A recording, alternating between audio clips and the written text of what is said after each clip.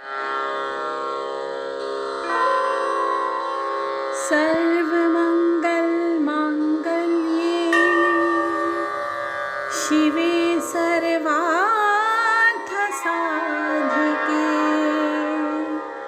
शरण्ये त्र्यम्बके गौरी नारायणी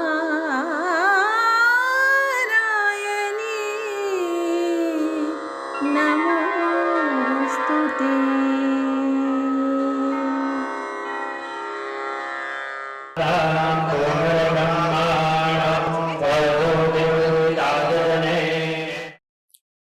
जय माँ इंद्राक्षी, जय अम्बे।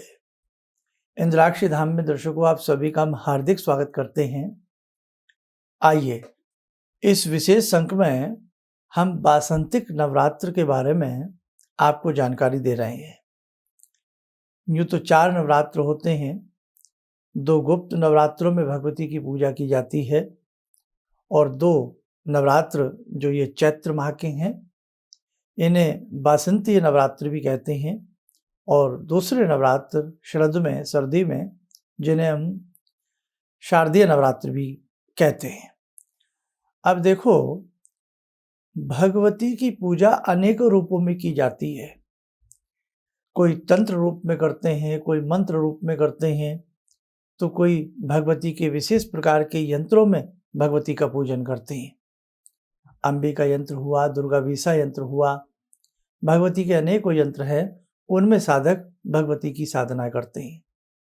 इसके अलावा भारत के शक्तिपीठों में जाकर भी साधक गण अपनी विशेष प्रकार की साधनाएं करते हैं। हमारे ऋषि मुनि गुफाओं में, कंदराओं में, शून्यता जहाँ रहती है, ऐसे बियाबान बिहड़ जंगलों में भगवती की साधना करते हैं। दुर्गा सप्तशती में आपने देखा ही है कि किस प्रकार से भगवती की साधना बताई गई है और की गई है। मेरे साधकों, इस बार के ये नवरात्र बहुत ही खास हैं। नाना भांति की मनोकामनाओं को पूर्ण करने का भगवती की साधना से सुंदर कोई उपाय हो नहीं सकता। जिसने इस जन्म में भगवती की साधना की है, उसके कई कुल, कई जन्म तर जाते हैं। अब आइए, आप समझ ही गए होंगे। तो प्रथम नवरात्र इस बार जो है वो दिन शनिवार का है, 2 अप्रैल का है। बहुत लंबा समय नहीं रह गया है। आज हम आपको ये सारी डिटेल की जानकारी जो दे रहे हैं, 1-2 रोज का ही समय बाकी है। हो सकता है हमारा ये कार्यक्रम आप नवरात्र के दिन ही बहुत से लोग सुने, तो बस आप संपूर्ण विधि से पूजन अच्छे से करना। कलश स्थापना का क्या समय रहेगा 2 तारीख का, वो मैं आपको बता देता हूँ। पाठ की क्या विधि रहेगी वो मैं आपको बता देता हूँ। अब आप अपना कॉपी पेन चाहे उठा लें या एक बार पूरा अंक सुन लीजिए, उसके बाद आराम से कॉपी पेन उठा करके सारी चीजें आप लोग नोट डाउन कर लेना। अब देखो, हम अपनी परंपरा के हिसाब से भी आपको सारा तरीका बताएंगे, लेकिन आपको अपनी परंपरा के हिसाब से जो भी आप जैसे विधि से करते हैं वो भी आप उसमें ऐड डाउन कर सकते हैं। नवरात्र की प्रातःकाल सुबह अच्छे से उठें। एक दिन पहले ही सारा मंदिर साफ सफाई अच्छे से कर दें। सुबह उठ करके नहा धो करके स्नान करके सारे सामान पर, आसन पर हर जगह हल्का सा गंगा जल का या शुद्ध जल का छींटा मारें। अपने आप को पवित्र कर लें, चाहे गायत्री मंत्र पढ़ते हुए, नवारण मंत्र पढ़ते हुए, या जो पवित्रीकरण का मंत्र होता है, ओम मैं पवित्र है पवित्र वाह। अपने आप को पवित्र कर लिया। अखंड ज्योत जलाना चाहते हैं तो अखंड ज्योत जला लें।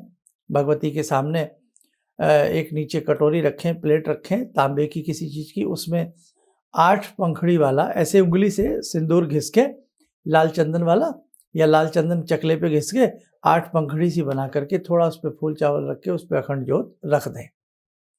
अखंड ज्योत कैसे जलाई जाती है उसके लिए आप हमारा अखंड ज्योत वाला कार्यक्रम 1-2 साल पहले दिया था, वो देख लें, सारी जानकारी मिल जाएगी। नहीं तो जितनी देर आप पाठ करते हैं उतनी देर ज्योत की व्यवस्था बना लें, ठीक है।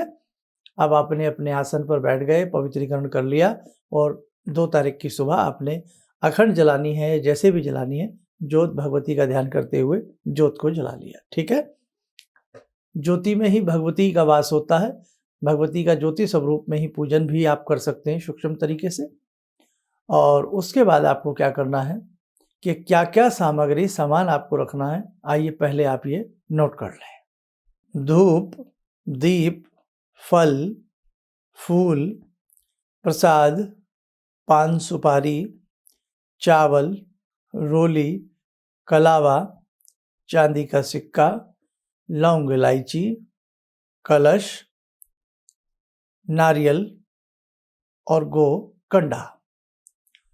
ये सारा सामान आपने रख लिया। अब इसके अलावा जो कलश की स्थापना का शुभ मुहूर्त है वो भी आप नोट कर लीजिए हैंड टू हैंड। 2 अप्रैल का कलश स्थापना का शुभ मुहूर्त जाने सुबह 7:30 बजे से लेकर के 9 बजे के बीच में एक चौघड़िया का ये शुभ समय है। और यदि आप 9-10 बजे तक नहीं कर पाते हैं, चूक जाते हैं, तब दिन के 1:30 बजे से लेकर के 1:30 से लेकर के 3 बजे के बीच में ये लाभ का समय है। तो ये था कलश स्थापना का शुभ समय, शुभ मुहूर्त, ठीक है। और एक खास बात, ये कार्यक्रम जो मैं प्रस्तुत कर रहा हूँ ये उन साधकों के लिए है जो भगवती की बहुत भोली भाली भक्ति करते हैं, जिन्हें बहुत विशेष प्रकार का कर्मकांड नहीं आता है, लेकिन जो मैं बता रहा हूँ इसे आप करेंगे, किसी तरह का कोई दोष नहीं है। उनसे मेरी प्रार्थना है, जो विद्वान लोग हैं, प्रकांड कर्मकांड में जो इनका क्षेत्र है वो बुरा ना माने कि आप किस प्रकार से बता रहे हैं, क्योंकि देखो आप तो विद्वान हैं, आपको तो सारी विधि आती है और विद्वान को कुछ बताने की आवश्यकता नहीं होती है। लेकिन जो बेचारे घर में भी डर जाते हैं कि हमने कहीं धूपबत्ती गलत तो नहीं जला दी, हमने दीप गलत तो नहीं रख दिया, ये मेरा उन साधकों के लिए खास कार्यक्रम है और मेरे सभी साधक इसे अच्छे से सुन लें और कर लें। अब सबसे पहले आपने अपना पवित्रीकरण कर लिया, अपनी जोत जला ली। जोत जलाने के बाद सबसे पहले पवित्रीकरण तो आप कर ही लेंगे, आपको मालूम ही है।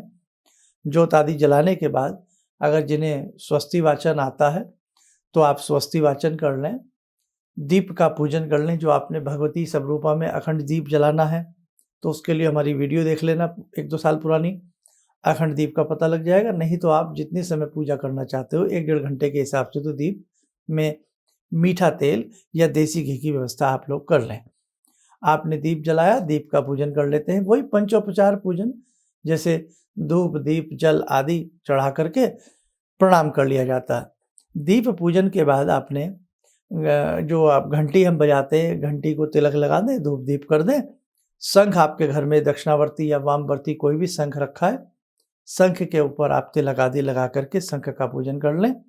इसके बाद भगवान श्री गणपति का ध्यान करते हुए या गणपति का कोई भी श्लोक या दोहा पढ़ते हुए आप भगवान श्री गणपति को तिलक कर दें, धूप दीप आदि भगवान गणपति को कर दें। बहुत सूक्ष्म तरीका है, इतना तो हम कर ही लेंगे ना। तिलक लगाना है और धूप दीप अर्पण करना है, फूल चढ़ाना है, थोड़ा चावल चढ़ाना है, बस इतना आप कर लिए, थोड़ा जल का छींटा दे दें। अब आपको क्या करना है, कलश पूजन करना है। भगवती के सदैव दाहिनी तरफ राइट भाग में कलश की स्थापना की जाती है। कैसे?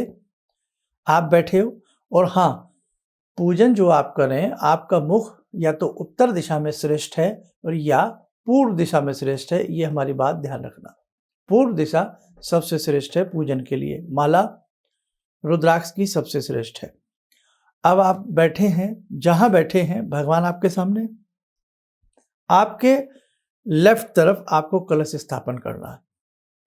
इस समय जो नहीं बीजे जाते वो जो शारदीय नवरात्र होते हैं उसमें करते हैं, और इन समय में भी यदि आपको जो बीजने हैं, यानी कि खेतरी जिसको कहते हैं, तो वो आपकी इच्छा पर डिपेंड करता है। आप बीजना चाहें तो बीज सकते हैं, लेकिन हम अपनी परंपरा के हिसाब से शारदीय नवरात्र में करते हैं। हाँ, मंदिर वगैरह होता है तो उसमें दोनों ही नवरात्रों में जो बीजे जाते हैं।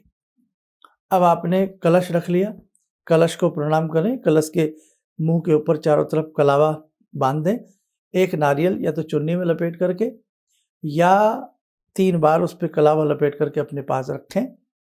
अब जो मैंने आपको सामग्री बताई, जैसे चांदी का सिक्का है, पान सुपारी है, थोड़े चावल हैं, तो उसमें कलश के अंदर उसको डालते जाएं। कलश में थोड़ा गंगा जल डाल दें, थोड़े चावल डाल दें, है ना, आप देसी भाषा में डाल लें अपना। थोड़ा उसमें हल्दी डाल लें, थोड़ी सी हल्दी ना के बराबर, थोड़ा सा फूल डाल दें, थोड़ा उसमें कोई मिष्ठान, मिश्री हो या कोई भी चीज़ हो वो उसमें थोड़ा सा डाल दें, और पान सुपारी यानी कि पान का पत्ता और सुपारी उसके अंदर डाल दें। धूप दीप का इशारा कर दें, है ना, धूपम दीपम नैवेद्यम अर्घ्यम समर्पयामि, ऐसे इशारा कर दिया। कलश को प्रणाम किया। जिन्हें कलश देवता के मंत्र आते हैं, ओम कलशे मुखे विष्णु, जिन्हें आता है वो पढ़ लें, नहीं तो केवल ऐसी ही देसी भाषा में हे कलश देवता, क्योंकि कलश में ब्रह्मा विष्णु महेश का वास होता है, कलश में समस्त देवी देवताओं का वास होता है। और देखा ना, विष्णु भगवान भी शेषनाग की सैया में समुद्र में अपना वास करते हैं, जल में वास करते हैं। कलश शीतलता का भी प्रतीक है। आसुरियां प्रवृत्तियां जो होती हैं, जिस घर में पूजन में कलश स्थापित किया जाता है वो प्रवेश नहीं करती हैं, इसलिए कलश को स्थापित करने के बहुत सारे महत्व हैं। ये जो कलश में जल है इसका बहुत अत्यधिक महत्व होता है। वो हमारा रोज का कार्यक्रम आप देखते जाना, आपको सारा समझा देंगे। कलश स्थापित हो गया, धूप दीप हो गई, प्रणाम कर लिया, अब इसके ऊपर आप नारियल रख दें, ठीक है। ऊपर की तरफ जो नीचे का कटा हुआ भाग होता है वो नीचे, और जो चोंच वाला हिस्सा होता है वो ऊपर की तरफ रखें। भ्रमित मत होइए कि नारियल ऐसे रखें, नारियल वैसे रखें, नारियल में ही लगे रहोगे तो पूजा कब करोगे। तो इसलिए बहुत लोग भ्रमित कर देते हैं कि आपने गलत कर लिया। अरे भैया, भोली भक्ति कर रहे हो, जो कर रहे हो भगवान बिल्कुल मंजूर करेंगे, आप घबराइए मत। लेटा कर भी रख सकते हो, और नहीं तो उसका जो पतला भाग होता है वो उर्द ऊपर की तरफ, और कलश अपना नीचे की तरफ, उसमें हल्का सा पानी में डिप कर लेना, डूब जाए, हरा रहता है। और आम के पत्तों की टहनी मिल जाए तो वो पहले कलश में डाल देना, उसके ऊपर फिर नारियल रख देना। पत्ते भी हरे हरे रहते हैं, बड़ा अच्छा, घर में अच्छा लगता है, बढ़िया लगता है। और आम का पत्ता, आम का पेड़ मीठा पेड़ होता है, इसकी घर में स्थापना करना, बंदरवाड़ लगाना बड़ा शुभ मानी जाती है। कलश आदि स्थापित करने के बाद एक प्लेट में 9 बिंदियां लगा लें, 9 ग्रह समझ करके। मंत्र आता है ओम ब्रह्मा मुरारी स्पांतकारी भानु शशि भूमि सूतो बुधश्च गुरुश्च शुक्र शनि राहु केतु। नहीं आता कोई बात नहीं, थोड़ा सा फूल चावल ले लें कटोरी में। और जैसे सूर्य का पता है, सूर्य के बाद क्या आता है, रविवार के बाद क्या आता है, सोमवार, उसको चंद्र कह देते हैं। उसके बाद क्या आता है, मंगलवार। थोड़ा फूल चावल लें, ओम सूर्याय नमः, चंद्राय नमः, मंगलाय नमः या भौमाय नमः, बुधाय नमः। 9 के 9 ग्रहों का ध्यान करके थोड़ा फूल चावल चढ़ा के नमस्कार करते हैं, बाद में उस प्लेट को एक तरफ रख लें। समझ में आ रहा है ना, बिल्कुल आसान तरीके से मैं आपको समझा रहा हूँ। अब इसके बाद आपने जगजननी महाभगवती का पूजन करना है। महासरस्वती, महालक्ष्मी, महाकाली, हे भगवती आप मेरे घर में विराजमान हो। आपने भगवती का पूजन करना है। जो भगवती की फोटो आपके घर में है उनको चुन्नी वुन्नी उड़ा के रखना, अच्छे से रखना। मैया रानी आपके घर सदैव के लिए आपके घर में बसें। भगवती का 16 प्रकार से पूजन करना या 5 प्रकार से पूजन करना। एक कटोरी रख लेना खाली, एक कटोरी में प्रसाद अलग से रखना। अब कैसे करना है, जैसे सबसे पहले भगवती को बैठने के लिए आसन देते हैं, किसी भी देवी देवताओं को आसनम के नाम पर हम पुष्प का आसन देते हैं। 16 प्रकार से जगजननी का, भगवती का आपको पूजन प्रतिदिन करने बहुत आसान है, नहीं तो पंचोपचार से कर सकते हैं। 16 प्रकार से आज मैं आपको सिंपल से तरीके से बता रहा हूं। सबसे पहले जगजननी को बैठने के लिए आसन दिया, बोला आसनम समर्पयामि। आसन भगवती को अर्पण करें, सामने पुष्प चढ़ा दें। अब जो कटोरी खाली है उसमें थोड़ा जल चढ़ाएंगे चम्मच से। पाद्यम समर्पयामि, फिर चम्मच से जल। अर्घ्यम समर्पयामि, फिर जल। आचमनम समर्पयामि, फिर जल। स्नानम समर्पयामि, फिर जल।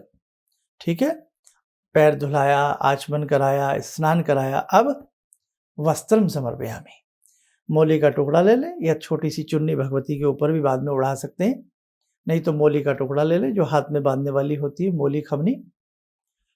अब आपने वस्त्र बोलना है, थोड़ा 2-3 पीस तोड़ करके पहले ही रख लें। वस्त्रम समर्पयामि, यज्ञोपवीतम समर्पयामि, वही मूली का टुकड़ा। अब आपने भगवती को चंदन का तिलक करना है। गंधम लेपयामि, चावल। अक्षतान समर्पयामि, पुष्प। पुष्पानि समर्पयामि, धूप। धूपम आग्रपयामि, दीप। दीपम दृश्यामि, मिष्ठान, कोई भी मीठा मिष्ठान, नहीं तो तिथियों के हिसाब से भी मैं आज बता दूंगा। नैवेद्यम, एक कटोरी में जो मीठा रखा है भगवती के समीप कहीं भी रखें। नैवेद्यम निवेदयामि, ठीक है। ऋतु फल, कोई भी मौसमी फल, सेब संतरा कुछ भी। ऋतु फलानि समर्पयामि, तांबुल पूंगी फलानी, एक पान ले लें, पान का पत्ता, और उसमें एक सुपारी बांध करके अंदर लपेट करके लौंग लगा दें। तांबुल पूंगी फलानी समर्पयामि, है ना। पुनः आचमनम समर्पयामि। मुख शुद्धोदनम के लिए यदि आप चढ़ाना चाहते हैं तो एला लवंग, लौंग, इलायची थोड़ी सी, जो दूसरी कटोरी थी उसमें सारा सामान चढ़ाते रहना। एला लवंग समर्पयामि। आप द्रव्य दक्षिणाम के नाम पे या तो कुछ दक्षिणा ले लें, वो बाद में किसी मंदिर या पंडित जी को दे दें, नहीं तो थोड़ा चावल ले लें। द्रव्य दक्षिणाम समर्पयामि। अब जो भी हमसे भूल चूक हुई है, कोई चीज हम भगवती को नहीं चढ़ा पाए, सर्वा अभावे, यानी कि हर अभाव की वजह से, सर्वा अभावे अक्षतान समर्पयामि, चावल चढ़ा दें। अब सारा पूजन ये आपका भगवती का अच्छे से हो गया है। एक कटोरी खाली इसलिए रखी जाती है, उसमें जैसे जल है, लौंग, इलायची है, बाद में उसमें चढ़ाते रहे, बाद में ये सारा सामान किसी गमले वगैरह में डाल दिया जाता है। जो आपने भगवती को भोग लगाया है वो प्रसाद के रूप में अपना पूरा पाठ करने के बाद या शाम के समय, दोपहर के समय उठा करके प्रसाद के रूप में हम प्रयोग ला सकते हैं। फल वगैरह सारा, घर की में कन्या हो उनको भी दे सकते हैं। और इसी तरीके से आप प्रतिदिन का पूजन सिंपल तरीके से बिल्कुल आसानी से कर सकते हैं। एक दो बार वीडियो सुन लीजिए, समझ में आ जाएगा। दूसरी बात, अब अगर जो लोग अपने घर में भगवान भैरव जी के लिए दीप जलाना चाहें तो वो भगवान भैरव के लिए भी सरसों के तेल का दीप लगाएं, और पंचोपचार धूप दीप फल फूल भगवान भैरव को भी अर्पण, उस दीप को, छोटे से दीप को अलग से जला लिया जाता है, अर्पण कर सकते हैं। चाहे खड़ा दीप हो, तांबे का हो, पीतल का हो, किसी भी दीप में आप भगवान भैरव के नाम से भी एक दीप लगा सकते हैं। नहीं तो आप केवल भगवान भैरव का पूजन कर लीजिए, अगर दीप नहीं लगाना उनका आप पूजन कर सकते हैं, और भगवती के पूजन के बाद भगवान भैरव का आप पूजन कर लीजिए। आप कपूर लीजिए, कपूरदानी है तो उसमें रख लीजिए, नहीं तो कोई लंबा सा स्पून हो, चमचा हो, उसमें थोड़ा कपूर रख के कपूर को प्रज्वलित करिए। कर्पूर गौरम करुणावतारम संसार सारम भुजगेंद्रहारम, ऐसे कर सकते हैं जिन्हें पूरी आरती ये आता कर्पूर गौरम का। नहीं तो कपूर जला करके भगवती के चारों तरफ कपूर आप अर्पण कर दीजिएगा, और कपूर स्वयं भी उसकी लो ले सकते हैं बाद में। उसके जैसे पहले भगवती को कपूर अर्पण किया, और जब कपूर अर्पण करते हैं तो पहले ये गा लेते हैं या बोल लेते हैं, और फिर उस पर थोड़ा सा जल घुमा करके एक तरफ डाल करके फिर आप भगवती को अर्पण करें, और स्वयं भी उसको ले सकते हैं। अब आपका पाठ प्रारंभ होगा, नवरात्र का पाठ हम प्रारंभ करेंगे, ठीक है। अब पाठ की विधि मैं आपको बहुत शॉर्टली समझाने का प्रयास करूंगा। थोड़ा समय लग रहा है वीडियो को समझाने में, क्योंकि मुझे भी ये लगता है कहीं मैं कुछ भूल ना जाऊं, कहीं मुझसे बताने में कोई आपके प्रति त्रुटि ना रह जाए, ठीक है। इसलिए थोड़ा सा वीडियो लंबी जरूर हो रही है, लेकिन देखो ये भगवती की साधना है, ये आम साधना नहीं है। बस थोड़ा सा गंभीरता से धैर्य के साथ सुनिएगा आप। अब हम आपको पाठ विधि भी बता देते हैं, और किस दिन कौन सा नवरात्रा रहेगा ये भी हम आपको अब समझा देते हैं। पूजन आपका भगवती का हो गया, प्रतिदिन कलश स्थापित करने की जरूरत नहीं है। रोज अब आप क्या करेंगे, कलश का भी सिंपल तरीके से पंचोपचार पूजन कर लें, धूप दीप फल फूल चढ़ा दें, नवग्रह की ऐसी रोज बिंदियां बना लें, और ऐसे ही उन्हें बोल करके चढ़ा दें और पूजन करते रहें। और भी सरल विधियां रोज बताता रहूंगा, रोज कार्यक्रम देखते रहना। अब आइए जाने किस दिन कौन सा नवरात्र है और पाठ की क्या विधि रहेगी। 2 अप्रैल सन 2022 दिन शनिवार, उस दिन प्रथम नवरात्र है, प्रतिपदा है, और माँ शैलपुत्री का ध्यान किया जाएगा। जो यानी कि भगवती का आप पूजन करेंगे वो माँ शैलपुत्री का ध्यान करके उनका पूजन करें। 3 अप्रैल को दिन रविवार है, द्वितीय नवरात्र है और माँ ब्रह्मचारिणी का ध्यान करके पूजन होगा। 4 अप्रैल दिन सोमवार, तृतीय नवरात्र, माँ चंद्रघंटा का ध्यान करके पूजन करेंगे। 5 अप्रैल दिन मंगलवार, चतुर्थी, माँ कुष्मांडा का ध्यान करके हम पूजन करेंगे। 6 अप्रैल दिन बुधवार, उस दिन पंचमी है और पंचम नवरात्र है, माँ स्कंद माता का ध्यान करके हम पूजन करेंगे। 7 अप्रैल दिन वीरवार यानी कि बृहस्पतिवार, षष्ठी है, छठा नवरात्रा है और माँ कात्यायनी का ध्यान करके हम पूजन करेंगे।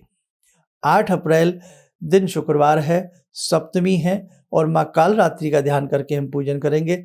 सप्तमी तक जो हम पाठ विधि बताएंगे वो आपकी पूर्ण हो जाती है।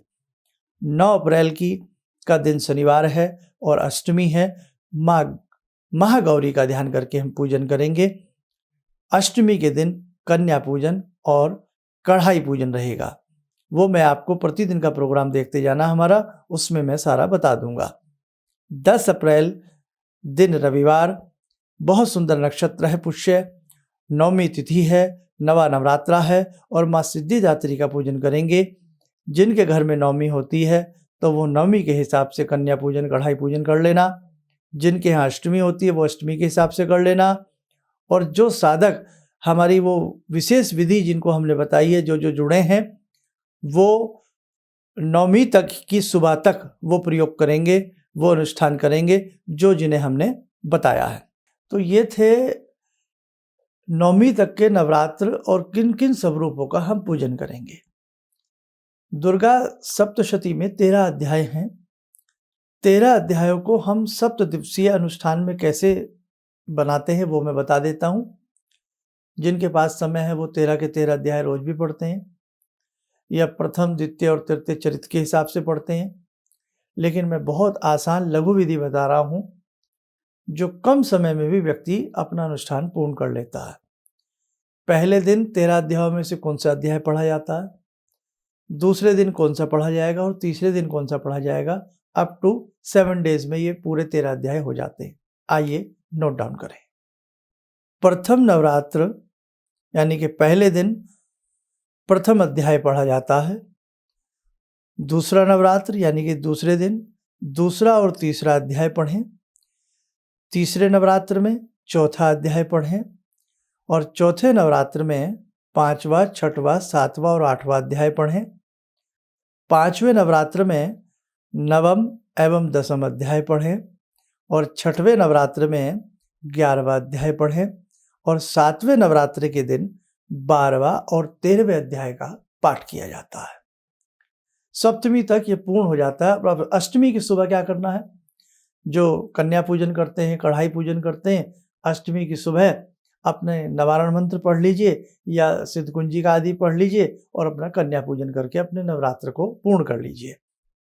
जो नवमी करते हैं तो वो अष्टमी में नवारण मंत्र ज़्यादा पढ़ लें, सिद्धकुंजिका पढ़ लें या और कोई भी अपना पूजन कर लें, भगवती की आरती आदि प्रतिदिन करते रहें और नवमी के दिन सुबह भगवती का पूजन करके आरती वगैरह करके कढ़ाई पूजन और कन्या पूजन कर लें। कढ़ाई कन्या पूजन प्रतिदिन का देखते जाना नवरात्र का, उसमें मैं आपको सारा डिटेल के साथ बताता रहूँगा। अब देखो, दुर्गा सप्तशती की 2 पुस्तकें हैं, एक बार आप अपनी स्क्रीन के ऊपर देख लीजिए, हिंदी और संस्कृत वाली। तो ये दोनों ही पुस्तकें आपके पास हैं। अब मैं यहाँ आपको हिंदी वाली से कुछ निशान लगवा देता हूँ। आपके पास जिनके हिंदी है या संस्कृत है, कोई सी भी जो जिनके पास ये दुर्गा सप्तशती का अमूल्य ग्रंथ है वो नोट करें। सबसे पहले क्या करेंगे, सबसे पहले विषय सूची में आ जाइए। पहले ही पेज पे है विषय सूची, उसे खोल लीजिए आप। इसमें लिखा है पाठ विधि। पाठ विधि में 3 मंत्र हैं, कीलन और उत्कीलन वाले।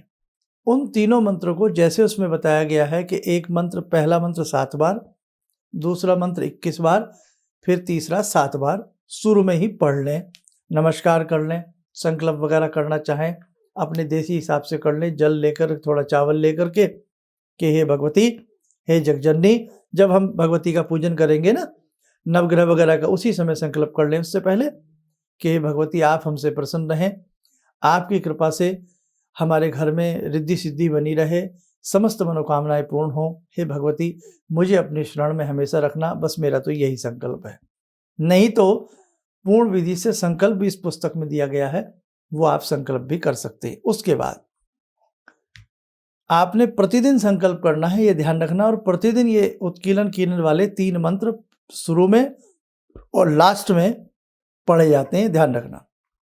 अब देवी कवच नंबर 1 पे पाठ विधि के नीचे है देवी कवच। संस्कृत में पढ़ें या हिंदी में पढ़ें, आपकी इच्छा है, ये प्रतिदिन पढ़ा जाता है। अर्गला स्तोत्र प्रतिदिन पढ़ा जाएगा, कीलक प्रतिदिन पढ़ा जाएगा, तंत्रोक्त रात्रि सूक्त प्रतिदिन पढ़ा जाएगा। समय है तो देवी अथर्वशीर्षम पढ़ सकते हैं, नहीं तो रहने दें।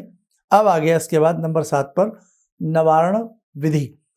विधि से पढ़ सकते हैं, जो उसमें अंगन्यास हृदयन्यास दिए हैं तो उस विधि से पढ़ लें, नहीं तो रुद्राक्षी माला उठाए, ऐं ह्रीं क्लीं चामुंडाई विच्चे, ऐं ह्रीं क्लीं चामुंडाई विच्चे, ऐं ह्रीं क्लीं चामुंडाई विच्चे। तो आप अपने हिसाब से नवारण मंत्र की 1 माला कर लें। अब जिन्हें हमने मेन अनुष्ठान बताया था करने के लिए, जो अपने नाम लिखवा रहे हैं, तो वो अपने उस अनुष्ठान को इसमें भी मिश्रित कर सकते हैं, यहाँ मैंने 1 माला कही है और वहां कितनी बोली है आपको रोज? 11 माला कर दें। आपको शिव जी की माला बोली है, इसे करने से पहले नवारण मंत्र करने से पहले शिव की वो 5 माला कर लें, फिर नवारण मंत्र की 11 माला कर लें, फिर आगे मैं बता ही रहा हूँ वो सुन लीजिए। तो आप अगर शाम को वो अनुष्ठान नहीं कर सकते हैं जो मैंने बताया था, 25 मार्च सन 2022 का प्रोग्राम जिन्होंने ना देखा हो वो जरूर देख लें, एक नई चीज भी आपको पता लग जाएगी।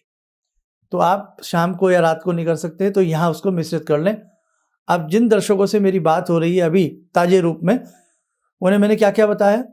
सबसे पहले पाठ विधि में कीलन उत्कीलन के 3 मंत्र शुरू में और लास्ट में। उसके बाद देवी कवच, अर्गला स्तोत्र, कीलक, तंत्रोक्त रात्रि सूक्त, नवारण मंत्र की 1 माला। अब इसके बाद जिन्हें सप्तशती न्यास करना आता है तो कर ले, नहीं तो पहले दिन कौन सा अध्याय पढ़ा जाएगा, अभी भी बताया था ना, पहले दिन पहला अध्याय, और दूसरे नवरात्रि में कौन सा अध्याय करेंगे? दूसरा और तीसरा अध्याय। ओके, समझ में आ गया? अब जैसे पहला दिन है तो पहला अध्याय पढ़ लिया। अब उसके बाद आ जाइए आप जहां इसमें दूसरे पेज पर लिखा हुआ है उपसंहार, उसमें 3 रहस्य दिए हुए हैं। तीनों रहस्य चाहे अंतिम दिन पढ़ लेना, कोई दिक्कत नहीं है।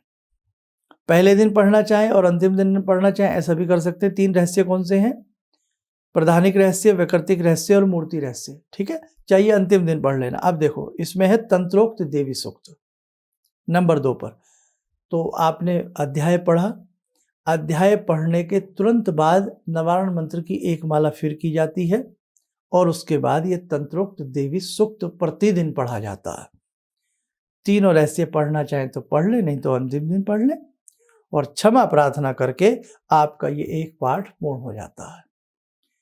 सिद्ध कुंजी का स्तोत्र हुआ, भगवती के 108 नाम हुए, तो आपके पास समय है तो आप प्रतिदिन कर सकते हैं। इसके बाद भगवती की आरती करें। क्षमा प्रार्थना भी इसी पुस्तक में हिंदी वाली पढ़ने बड़ी अच्छी है, नहीं तो संस्कृत में पढ़ने आवाहनम जानमी, और भगवती को नमन करें। जिस आसन पर आप बैठते हैं थोड़ा सा वहाँ जल छोड़ें, तिलक लगाएं और खड़े हो जाएं। अब मैंने एक बताया था गौ का कंडा, गौ पाथी। यदि प्रतिदिन ये सारा कर्म करने के बाद, आरती करने के बाद या आरती करने से पहले गौ के पाथी को अच्छे से घी डाल करके उसे थोड़ा प्रज्वलित कर लें। सभी परिवार के लोग 2-2 लौंग उसमें चढ़ा दें और थोड़ा सा मिष्ठान एक ही व्यक्ति चढ़ा दे सबका हाथ लगवा करके। तो ये सूक्ष्म हवन भगवती का माना जाता है। करना चाहें तो कर सकते हैं, नहीं तो आप अपनी आरती करके क्षमा प्रार्थना करके ये 1 दिन का कर्म पूरा हुआ। अगले दिन जो शुरू की चीज़ें मैंने बताई हैं, कवच, कीलक, ये सब पढ़ा जाएगा, नवारण मंत्र पढ़ा जाएगा, और दूसरे दिन कौन सा अध्याय पढ़ा जाता है? दूसरा और तीसरा। उसके तुरंत बाद नवारण मंत्र की 1 माला, और फिर ये आपका तंत्रोक्त देवी सूक्त, और उसके बाद भगवती की आरती और क्षमा प्रार्थना। डेली का ये प्रोसीजर आपका बना रहेगा। अब एक बहुत अच्छी चीज़ और मैं फटाफट बता देता हूँ, समय आपका मैं ज़रूर ले रहा हूँ, लेकिन मैं समय तो लूँगा साहब, आप जल्दी से मुझे फंसते नहीं हैं, मुझे तो ये पूजन आपसे कराना ही कराना है। अब आइए, हम जैसे प्रतिपदा है, पहला नवरात्रा है, तो प्रतिपदा में भगवती को क्या भोग लगाया जाता है और उसका क्या फल प्राप्त होता है, एक सूक्ष्म तरीके से एक विधि बता रहा हूँ, उसे भी आप नोट डाउन कर लीजिए। तिथियों में लगने वाला भगवती देवी को नैवेद्य है, नैवेद्य मतलब भोग। तिथि इसके नीचे लिखा है प्रतिपदा, प्रतिपदा को हम पड़वा भी कहते हैं। पड़वा में भगवती को गाय का घी यदि मिल जाए तो गाय के घी का भोग लगाएं, इससे निरोगिता प्राप्त होती है, यानी कि भगवती से ऐसा आशीर्वाद मिलता है। द्वितीया में गुड़ वाली देसी शक्कर का भोग लगाएं, दीर्घायु प्राप्त होती है। तृतीया में दूध का भोग लगाएं, दुखों से निवृत्ति मिलती है। चतुर्थी में मालपुए का भोग लगाएं, विघ्नों का नाश होता है। पंचमी में पका केला अर्पण करें, बुद्धि का विकास होता है, बच्चों को वो केला बाद में खिला दें। षष्ठी में मधु का भोग लगाएं, उससे सुंदर व्यक्तित्व निखर करके आता है। सप्तमी में गुड़ का भोग लगाएं, शौक से मुक्ति मिलती है, यानी कि मन में जो चिंताएं होती हैं उससे वो मुक्त होता है। अष्टमी में नारियल का भोग लगाएं, संताप का निवारण होता है। नवमी में धान के लावे का भोग लगाना चाहिए, उभय सुख की प्राप्ति होती है। दशमी में थोड़े से काले तिल अर्पण करें, मृत्यु से निर्वधा प्राप्त होती है। तो इसकी आप स्क्रीनशॉट भी ले सकते हो, बाद में इसका प्रिंट आउट निकलवा के रख सकते हो। ये हमेशा जीवन भर बच्चों आपके सबके काम आएगा और ऐसे ही आप करें। अब मुझे लगता है बहुत समय मैंने आपका ले लिया, बस अच्छे से ऐसे सब कुछ करते रहना। और हमारे 2 चैनल हैं, एक इंद्राक्षी धाम और एक हमारे नाम से प्रोफेसर धर्मेंद्र शर्मा। मुख्य चैनल यही है हमारा मेन अभी।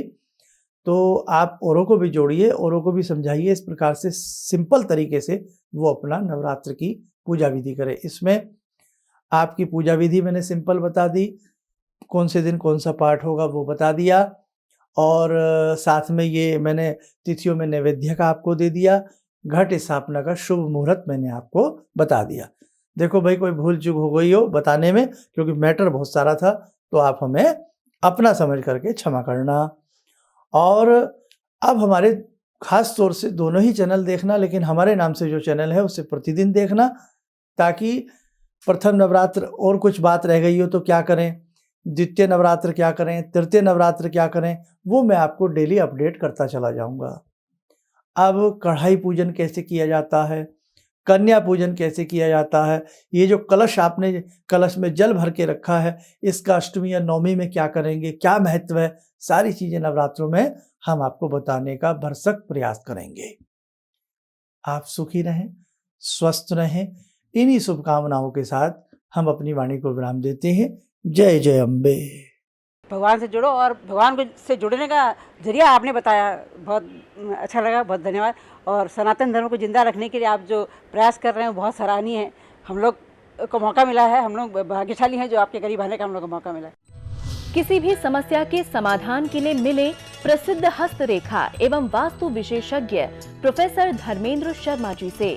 नोट: शिविर में भाग लेने हेतु एवं व्यक्तिगत रूप से मिलने के लिए कॉल करने का समय सुबह 10 बजे से शाम 6 बजे तक। हमारे विभिन्न ज्ञानवर्धक कार्यक्रम देखने के लिए आप हमें अभी सब्सक्राइब करें, बेल आइकन को प्रेस करें ताकि आप देख सकें हमारा कार्यक्रम सबसे पहले। और अधिक जानकारी के लिए फेसबुक पेज को लाइक करना न भूलें।